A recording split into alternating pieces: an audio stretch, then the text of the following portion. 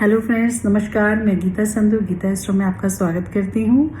देव उठनी एकादशी, देव प्रबोधनी एकादशी, ये एक ऐसा अवसर होता है जब इसकी बहुत प्रतीक्षा की जाती है कि विष्णु जो संसार के पालक हैं, संचालक हैं, वो कब जागृत अवस्था में होंगे और हमारे कामों को आशीर्वाद देंगे।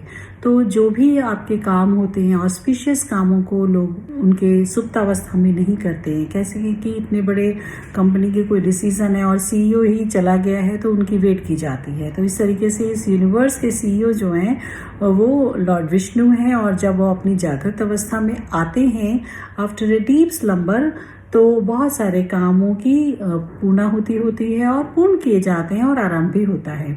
देव उठनी एकादशी का एक डीप मीनिंग है, भगवान कभी सोते नहीं है। एनर्जीज हैं, अगर वो सो गई तो इस संसार का क्या होगा।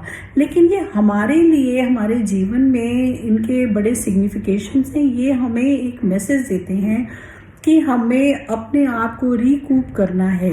तो अगर मटेरियलिस्टिक लाइफ के ये प्रिजाइडर हैं, हम हमेशा मटेरियलिस्टिक लाइफ में ही बने नहीं रह सकते। आपको बहुत सारे अपने रूटीन के काम करने हैं, अपनी रिस्पॉन्सिबिलिटीज करनी है, उनके लिए आपको एनर्जी चाहिए और आपको कई बार सुकून चाहिए। तो आप अपनी एक वेकेशन पे जाते हैं, लॉन्ग वेकेशन, जहाँ से आप एनर्जाइज होके, रिकूप होकर के अपने फिर रूटीन में आ जाते हैं।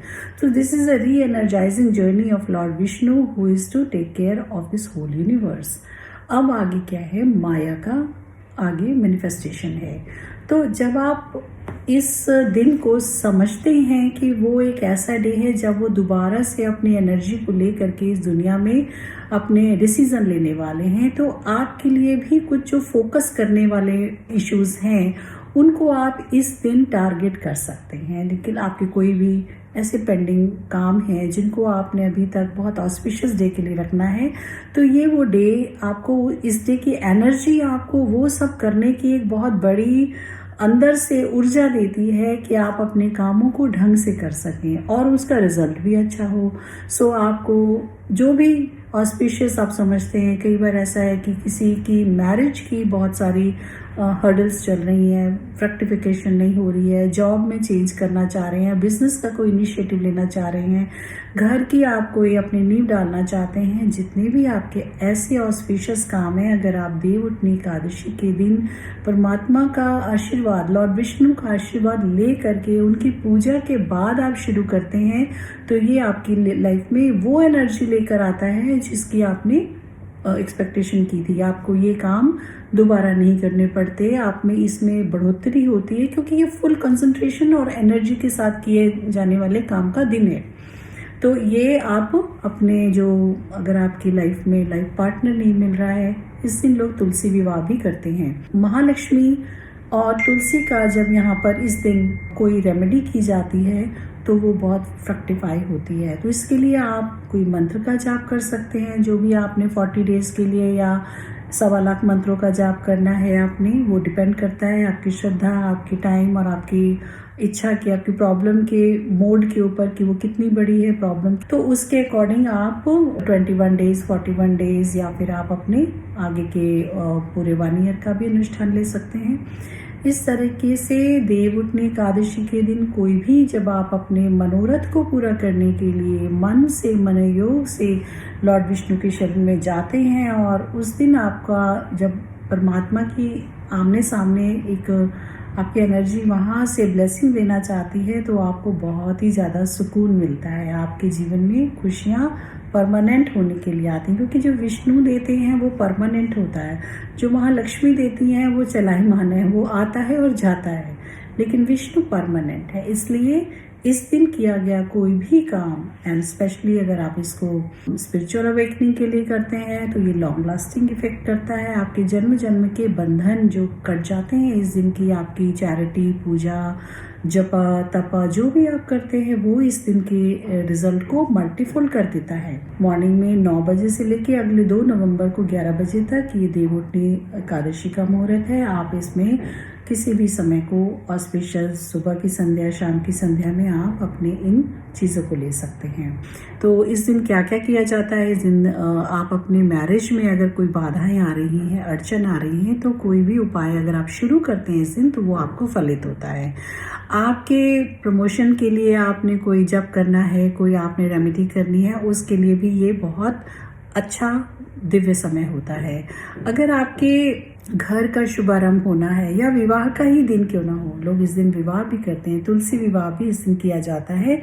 तो जिनके जीवन में मैरिड या लाइफ की कमी है या पार्टनर की कमी है, वो इस दिन जब भगवान से प्रार्थना करते हैं और अपने लिए कोई ना कोई रेमेडी करते हैं, तो ये इस दिन की जो ऊर्जा है वो उनके प्रयासों को मल्टीफोल्ड रिजल्ट देती है। कहते हैं ना कि एनर्जी हर तरफ है, पर उस एनर्जी में पॉजिटिव है या नेगेटिव है, ऐसा हम हमेशा वो देखते हैं। तो अभी तक जो आपको नेगेटिव रिजल्ट्स मिल रहे थे, ये दिन पॉजिटिविटी से भरा हुआ होता है। आप इस दिन की ऊर्जा को अपने जीवन में लाकर देखिए, ये आपको बहुत सारे अच्छे और सफल होने के आशीर्वाद देती है। अगर आपको डेट्स हैं, आपके लिए जीवन में कोई भी डेट है, तो ऋण मोचन जो मंत्र का पाठ होता है वो आप इस दिन शुरू करें और आप देखेंगे कि आपको वो डेट से बहुत जल्दी छुटकारा मिलता है। और यहाँ पर जिनके फाइनेंशियल इश्यूज चल रहे हैं, मनी नहीं आ रहा है, कनक धारा स्त्रोत का 41 डेज तक पाठ अगर आप इस दिन महालक्ष्मी और विष्णु भगवान के सामने दीपक जला करके शुरू करते हैं, तो ये आपके जीवन में आने वाली फाइनेंशियल प्रॉब्लम्स को दूर करता है और आपके अननोन सोर्सेज से मनी का फ्लो आपके घर की तरफ बहना शुरू हो जाता है। कनक धारा स्रोत के साथ ही अगर आप श्री सूक्त का पाठ भी करते हैं, तो ये भी बहुत विशिष्ट फलदायी होता है, क्योंकि कहते हैं लक्ष्मी चलायमान है, वो वहीं बैठते हैं जहाँ नारायण होते हैं। अब नारायण जी जागृत अवस्था में है, महालक्ष्मी उनके चरणों में ही बैठेंगी।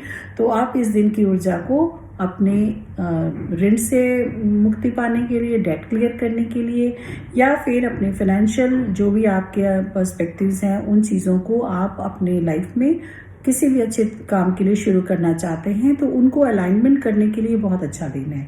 मैरिज से रिलेटेड कोई इश्यू है, उसके लिए आपको आपके हेल्थ के लिए करना है, तो आरोग्य के लिए भी आप यहाँ पर भगवान विष्णु के शरण में जाकर के ओम अच्युताय नमः, केशवाय नमः, माधवाय नमः, इस मंत्र से अगर आप अपनी हेल्थ के लिए प्रेयर करते हुए सूर्य भगवान को जल देना शुरू करेंगे इस दिन से, तो आपके जीवन में हेल्थ, निरोगी काया और सदा स्वास्थ्य जो है ना, वो आपकी तरफ बना रहेगा। तो ये कुछ बातें थी जो देवउठनी एकादशी से संबंधित थी, मैंने आपके साथ शेयर की। आप याद रखिएगा कि जितने भी इस संसार में सक्सेसफुल लोग हुए हैं, जितने भी सक्सेसफुल लोग हुए हैं, सबने स्पिरिचुअलिटी को एक एस्पेक्ट, एक दर्जा दिया है और उनकी लाइफ में वो टाइम हमेशा प्रायोरिटी का रहता है, ताकि वो अपने आप को रिकूप कर सकें।